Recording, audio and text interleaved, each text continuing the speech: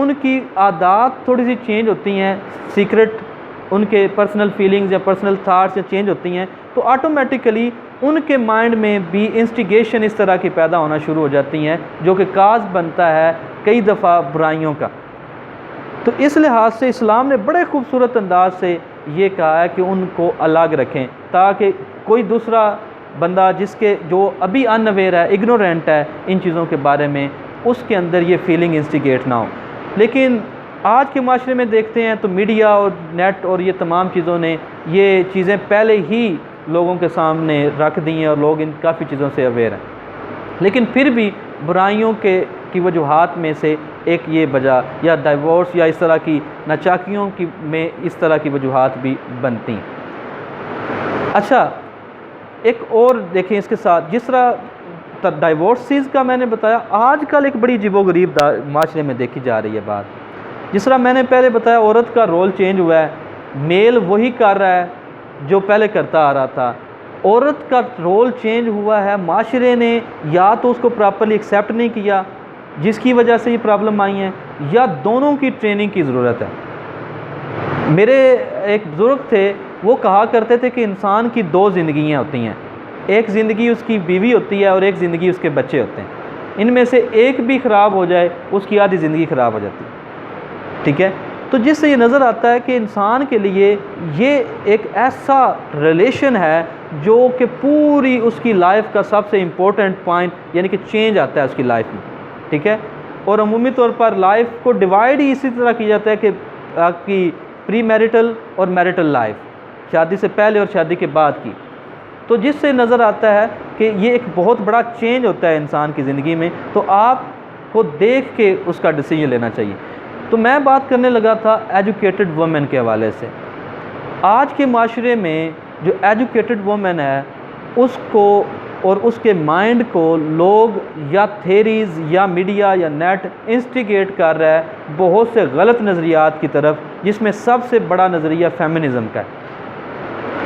याद रखिएगा कि फेमिनिज़म जस्ट अ मिथ, ये एक सूटेबल या इस्लामिक कंसेप्ट नहीं है।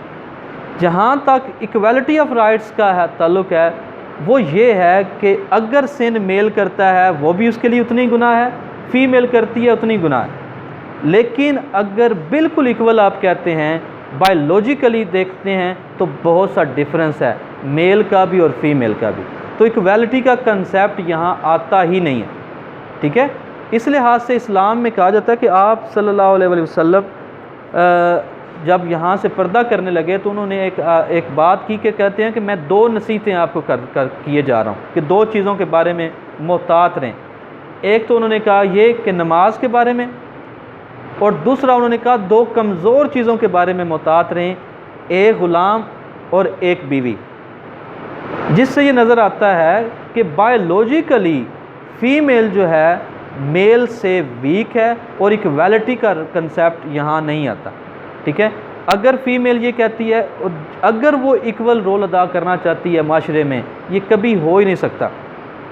जिस तरह मैंने पहले बताया कि डिफरेंस है बायोलॉजिकली, ठीक है।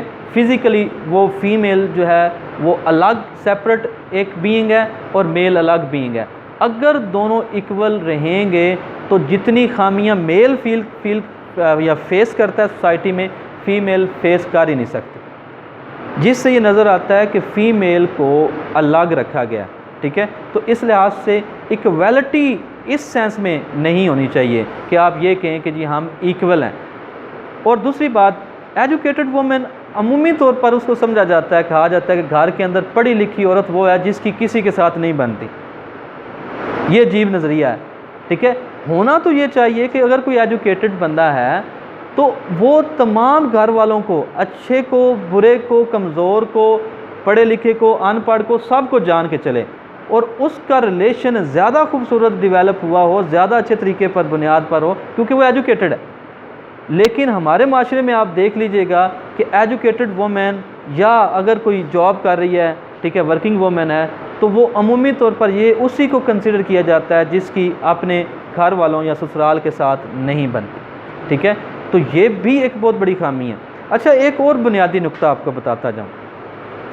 एक बात कही जाती है कि फ्रॉम द वेरी बिगिनिंग जब मियाँ बीवी दो आते हैं, मैंने पहले बताया कि लव जो है मैरिज का हिस्सा नहीं है, क्योंकि अगर लव मैरिज का हिस्सा होती तो निकाह फॉर्म पे ज़रूर लिखा होता कि आप इसको लव करते हैं कि नहीं।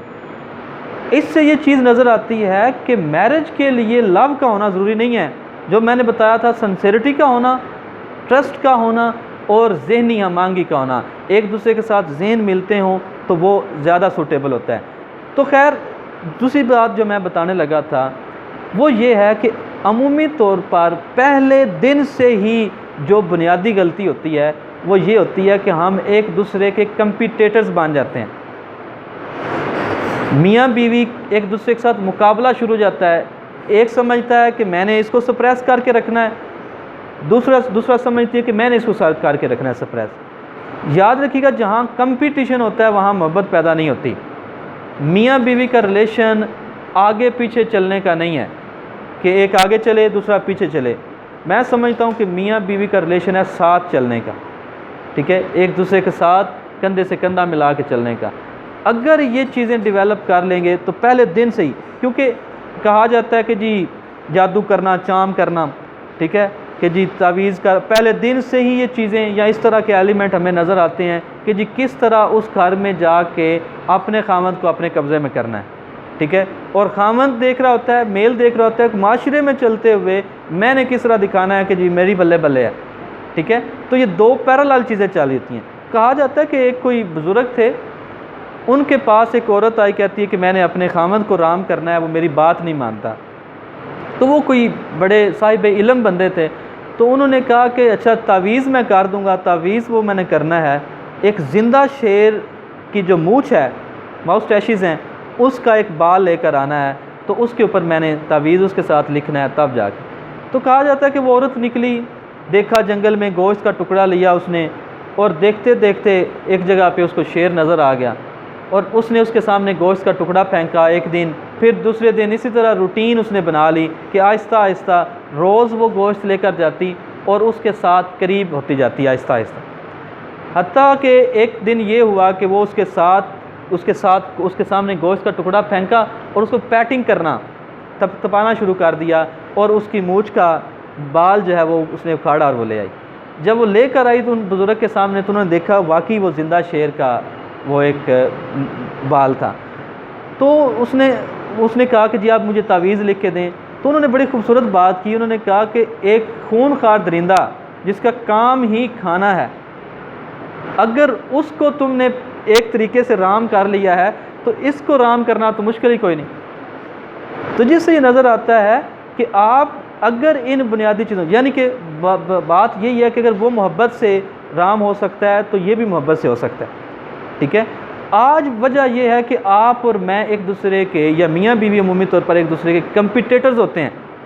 वो एक दूसरे के ख़िलाफ़ एक दूसरे को नीचा दिखाने की कोशिश कर रहे होते हैं, जिसकी वजह से उनका रिलेशन स्ट्रांग डेवलप होता ही नहीं है, ठीक, क्योंकि वो इस तरफ आते ही नहीं, वो कोशिश ही नहीं कर रहे होते एक दूसरे को मानने। इस लिहाज से कहा गया है कि जो औरत है, मियाँ बीवी एक दूसरे का लिबास हैं, और एक दूसरे का लिबास से मुराद यही है कि एक दूसरे की खूबियाँ खामियाँ वो जानते हों।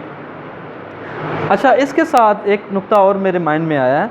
जॉइंट फैमिली सिस्टम में देखें, अगर आपको सर्वाइव करना ही पड़ा है तो उसका बेस्ट सलूशन मेरे मुताबिक ये है, कोशिश करें कि लड़की या फीमेल को अलग रखें, उसका खाना पीना, खाना बनाना, ये वो निज़ाम उसका अलग हो, और जो तमाम भाई हैं वो आपस में एक हों। यानी कि आप ये कर लें कि अपनी इनकम का 50 या 40% तय कर लें कि हमने जॉइंट फैमिली ने इकट्ठा रखना है, वो सबका जॉइंट हो। बाकी 40 to 50% जो भी बनता है आपका, वो आपने वाइफ के साथ रखना है, जहाँ मिनिमम इंटरेक्शन हो उसका, या इस तरह की लड़ाई झगड़े का सबब बनने के लिए, जहाँ मियाँ बीवी का या इवन के अपनी सास ससुर का। तो ये एक उस लिहाज से भी बेस्ट सलूशन है। कोशिश करें कि इस तरह अपने आप को वो अपनाएं ताकि सोसाइटी में इस तरह की चीज़ों को कम किया जा सके। अच्छा, इसके अलावा ये भी कहा जाता है कि ये भी हदीस है, कहा जाता है कि 3 चीज़ें इंसान की खुशकिस्मती से हैं। 3 चीज़ें इंसान की खुशकिस्मती से मिलती हैं, एक अच्छा घर, एक अच्छी बीवी और एक अच्छी सवारी। ठीक है। जिससे ये नज़र आता है, और फिर ये भी कहा जाता है कि कई दफ़ा इस तरह के वाक़यात हुए कि कुछ सहाबा आके उन्होंने अपने आइली ज़िंदगी के बारे में बातें की, तो आप सल्लल्लाहु अलैहि वसल्लम ने फरमाया कि अगर आपकी वाइफ में कुछ खामियां हैं तो कुछ खूबियां भी हैं, तो आप बजाय खामियां देखने के उसकी खूबियां देखें, ठीक है, तो जिससे आप मज़ीद एक अच्छी और ख़ूबसूरत लाइफ जो है वो गुजार सकते हैं, ठीक है। और बात जो थी, जो आज इस लिहाज से बतानी थी, वो यही थी कि एक और थोड़ा सा मैं मज़ीद डिटेल से बताता जाऊँ एक चीज़।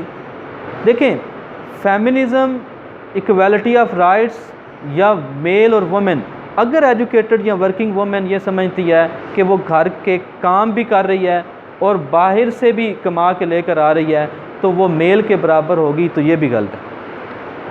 दोनों की ट्रेनिंग की ज़रूरत है। मेल की ट्रेनिंग ये है कि पहले फ़ीमेल घर से शायद नहीं जाती थी, वर्किंग वुमेन नहीं थी, अब उसको ये एक्सेप्ट करना चाहिए कि अगर ये वर्किंग वुमेन है तो अगर मैं उसके साथ उसका हाथ बटा देता हूँ काम में तो ये बुरा नहीं है, ठीक है, ये भी खूबी है, आप उसका साथ दें, ठीक है। और इस्लाम में आप सल्लल्लाहु अलैहि वसल्लम ने बड़े वाक़यात इस तरह के आते हैं कि ख़ुद साथ दिया है और ख़ुद काम किए हैं और दिखाया है कि इस तरह काम करना है।